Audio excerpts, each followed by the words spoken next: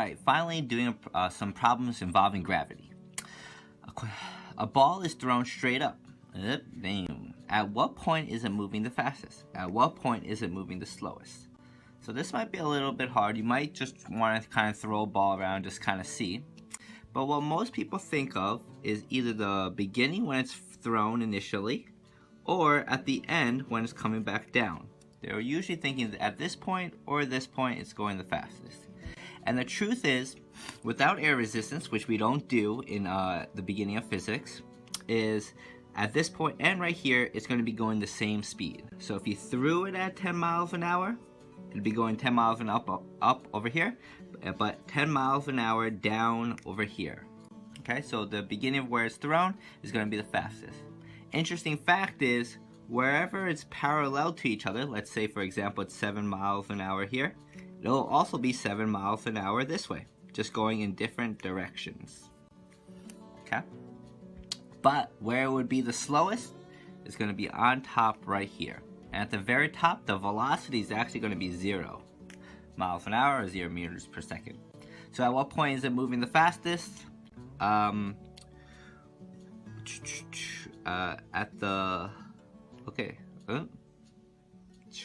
what point is it moving the fastest? It's going to be where it's thrown and when it comes back. At what point is it moving the slowest? It's going to be at the very top. Okay, let's look at the next example. Conceptual question number 10. A ball is thrown straight up. Does it take more time to go up or come down? Or is it the same amount of time? So we're wondering, sorry, that's bad, for it to go all the way up and then all the way back down, which takes more time? And this another physics concept is however long it takes to come up, it's going to take the same amount of time to come back down. Again, with no air resistance, which we're not going to be using. So for example, if it takes 5 seconds to go up, it's going to take another 5 seconds to go down. Okay, so it's going to take the same amount. So it's going to be the same. Alright, now let's look at some math problems. Harry and Cindy, back at this. Harry and Cindy decide to go to New York together. What happened to Jim? They decide to visit the Empire State Building and climb to the top, 380 meters. When they get to the top, Cindy decides to drop a penny to make a wish. How long does the penny take to reach the ground? Alright, so let's draw this out. Dropping a penny, going down. Alright, so let's just kind of draw it out. So we know the Empire State Building is 380 meters. So let's write down some things. So we know whenever we're doing free fall problem, let's start with the acceleration. We know that the acceleration, whenever we do a free fall problem, whenever an object isn't touching anything or anything like that, it's going to be moving with an acceleration negative 9.8 meters per second squared. And we also know that this penny is going to be dropping down 380 meters. So I'm going to say the displacement in the y direction is going to be falling down 380 meters. And I put a negative because it's going downwards. Next thing is, what we're looking for is the time. But we only have 2 pieces of information. Remember, we need 3 to solve anything. So now a key thing that we're going to see here is when they get to the top, Cindy decides to drop a penny. This is a key word, drop. What this means is when something is dropped like that, that means the initial velocity of the penny is going to be 0 meters per second. If she were to throw it down or throw it up, it would have an initial velocity, but since she only drops it, that means its initial velocity is 0. Now what we're going to do, we're going to look at what formula has all 4 of these, and we're going to see it's going to be this one over here. I just put the y's there because it's just showing us in the y direction. So displacement in the y equals v initial y t plus 1/2 a y t squared. So negative 380 is equal to 0 plus 1/2 negative 9.8 t squared. And what we get is the penny is going to be taking 8.81 seconds to hit the ground. Next question, how fast is the penny going when it reaches the ground? So we want to know when it reaches the ground right here, what is the velocity? Same thing, we're gonna find what we know. Acceleration to y, negative 9.8 meters per second squared. Displacement in the y, negative 380 meters. Initial velocity in the y, 0. But now we also have the time, which is 8.81 seconds. So we're gonna look at our formula sheet, and we actually have some choices now. Oops, sorry. And we're looking for what the velocity final is. We have some choices. We could either use this one here, or we could use this one here. And this one's simpler, so I'm just going to use that one. So acceleration is equal to v final y minus v initial y over t. So acceleration, as we know, negative 9.8. Velocity final, that's what we are looking for. Initial velocity is 0, and the time 8.81 seconds. And what we get is the final velocity right before it hits the ground is 86.3 meters per second. So a lot of times people think, oh, when it hits the ground, it's not going to be moving. But no, when it's about to hit the ground, it's moving very, very fast. So just know when it's about to hit the ground, that doesn't mean it's going to be 0. When it's going to be hitting the ground, it's going to be going very, very fast. Example number 27. Sorry. Let's come back here. So, when she drops the penny, what did she wish for? Cindy wishes that Harry would take her to the winter dance. What about Jim? Alright, let's see. Let's see what Harry wishes for. Harry's on top of the Empire State Building, 380 meters, and decides to throw his penny down with the velocity of 5 meters per second. He makes a wish too. Let's see what he wishes for. What is the velocity of the penny 2 seconds later? Alright, so we're going to do the same thing. We're going to draw this out. 380 meters. And he throws this penny down. So, same thing, you want to write down everything you know. Whenever gravity is the only thing touching it, that means it's going to be accelerating negative 9.8 meters per second squared. Let's see. So what we're looking for is what is the velocity of the penny 2 seconds later. So we're looking for at 2 seconds. So 2 seconds. We can't do the displacement as 380. The reason we can't do that is because this penny, we don't know how far it is after 2 seconds. It's probably not going to be 380 meters though. So when we have but we do have the initial velocity. He's going to be throwing this down at 5 meters per second. But what's important to know is he's throwing it downwards, so that means it's going to be negative. Okay? And we're looking for what is the velocity of the penny after 2 seconds. So we're looking for velocity final. So now, let's do some math. Acceleration equals v final minus v initial over t. Negative 9.8 equals v final, which we're looking for. V initial, which is negative 5 over t, which is 2 seconds. And what we're going to get is v final is equal to negative 24.6 meters per second.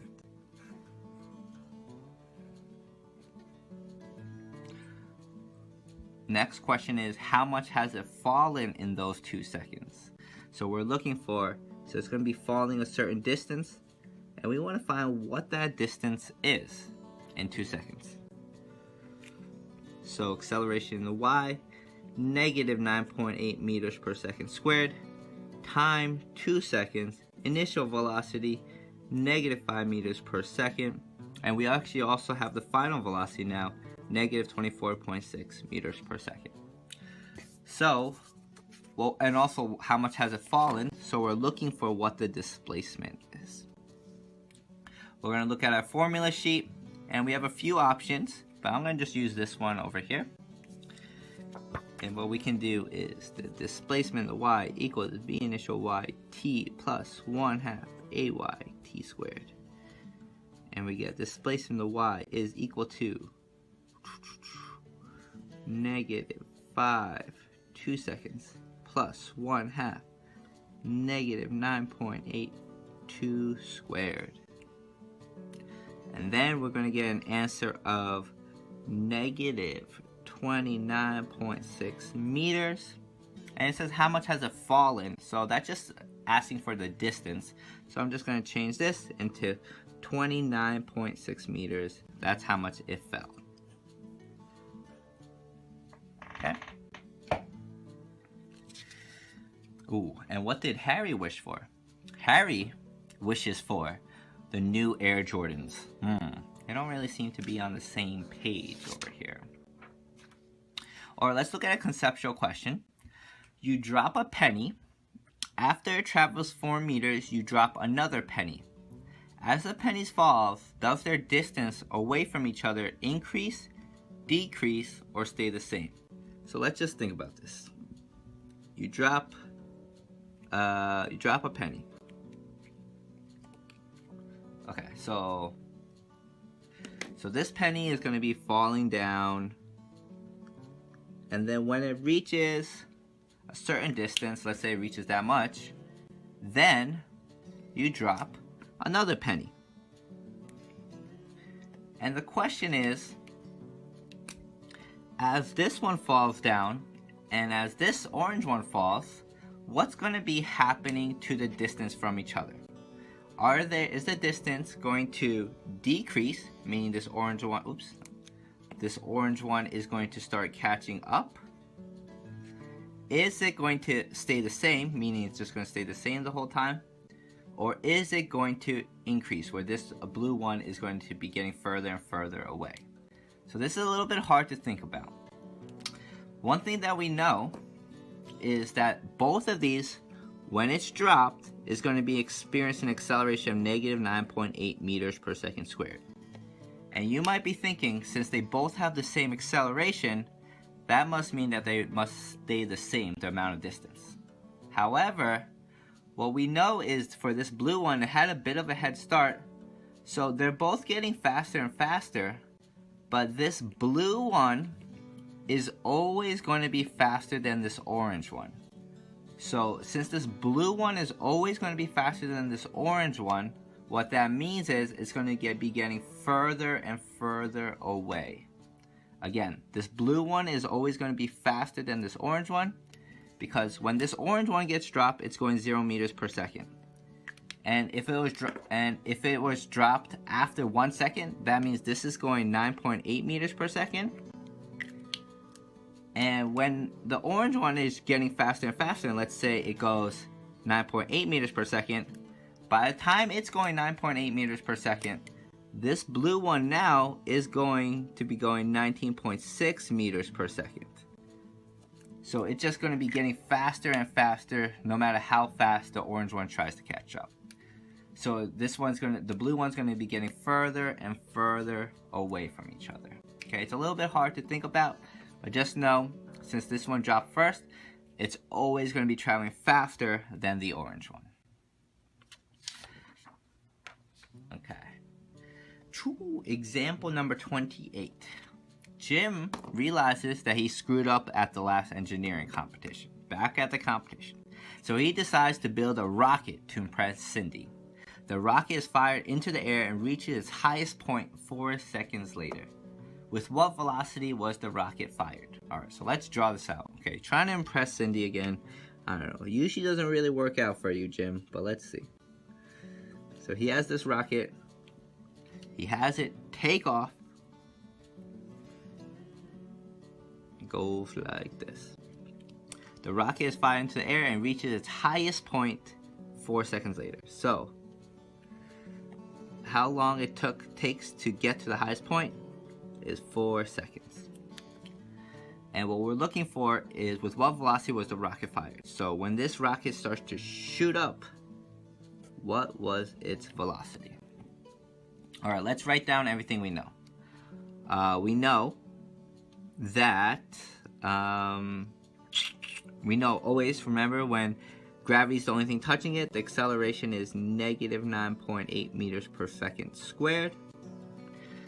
We know it's going to reach its highest point at 4 seconds. What we're looking for is the initial velocity that the rocket takes off with, but we only have 2 pieces of information. The next piece we should know is also at the highest point, at the end of that 4 seconds, the rocket is going to be slowing down, and momentarily come to a stop, so that the final velocity after these 4 seconds is 0 meters per second. Now that we have 4 pieces of information, we're going to look at our formula sheet, and we're going to notice this equation has all 4 of these variables. So we're going to use that formula.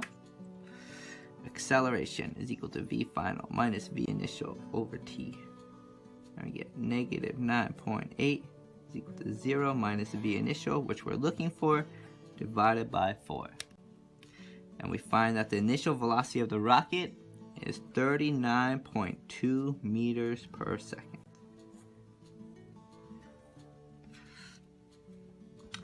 Part B now asks, how high did the rocket go up? So we're looking for this highest point right here. So what we're looking for is what that displacement is in the y direction. Again, the piece of information that we know initial velocity is 39.2 meters per second. Final velocity is 0. Time is equal to 4 seconds. And acceleration is negative 9.8 meters per second squared. So let's try to figure this out. Let's look at our formula sheet. We have 4 pieces of information and then what we're looking for. So we have some options. We could use this one here, or we could use this one here. I'm going to use this one here. So we have displacement in the y equals v initial y t plus 1/2 ay t squared. Displacement in y is what we are looking for. V initial in the y is 39.2. The time to get to the highest point is 4 seconds, plus 1/2 negative 9.8 4 squared. Then we get what the displacement is, and that is going to be equal to 78.4 meters.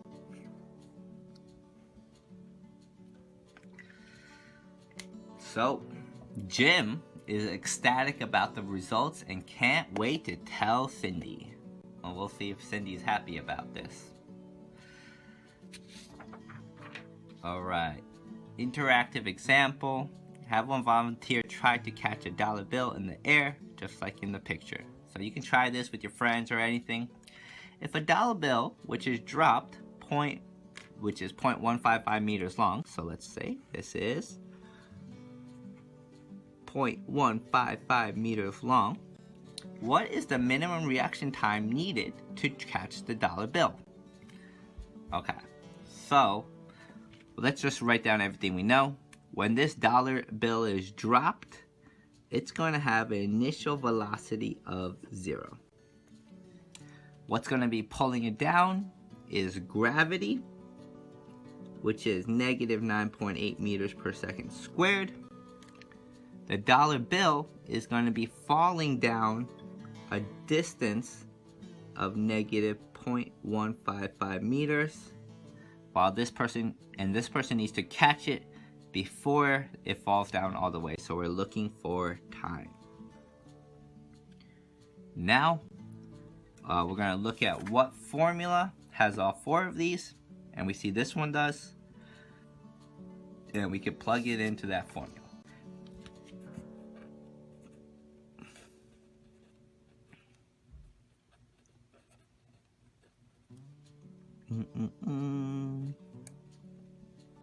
Zero plus 1/2 negative 9.8 t squared. Do a little bit of math, and we get you need to have a reaction time of 0.178 seconds, which is pretty difficult. So probably people will have a very hard time being able to do that.